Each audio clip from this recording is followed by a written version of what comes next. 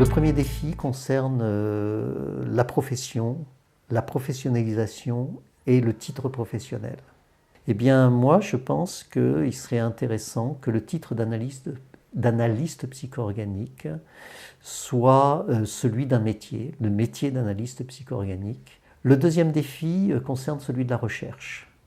Ce que l'on sait dans toute création, je dirais dans le domaine des idées, voire dans le domaine des sciences, c'est que généralement, il y a un premier temps, on pourrait dire, qui est une rupture épistémologique, où il y a une proposition qui est faite et qui innove. Ça a été vraiment la proposition de Paul. Paul, en créant l'analyse psycho-organique, a fait ce travail de rupture épistémologique. Et puis ensuite, qu'est-ce qui se passe? Il y a un deuxième temps, qui est plus ou moins long, qui peut prendre vraiment des décennies, qui est un temps d'approfondissement, qui est un temps d'enrichissement, qui est un temps d'approfondissement. Et ce temps-là, c'est le temps de la recherche. Il y a deux grandes institutions qui sont porteuses de recherche.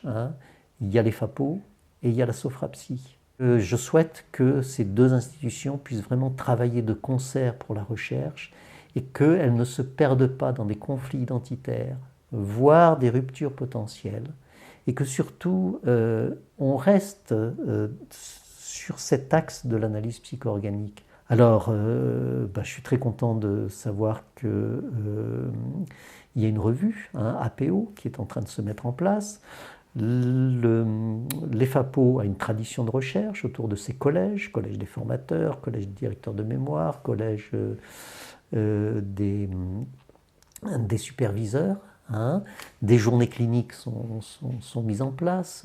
Voilà.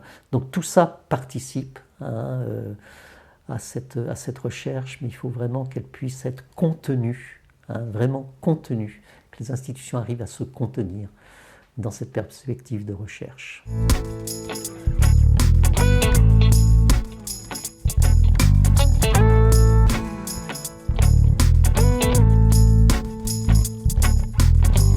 This morning wakes my heart, getting out of bed is job.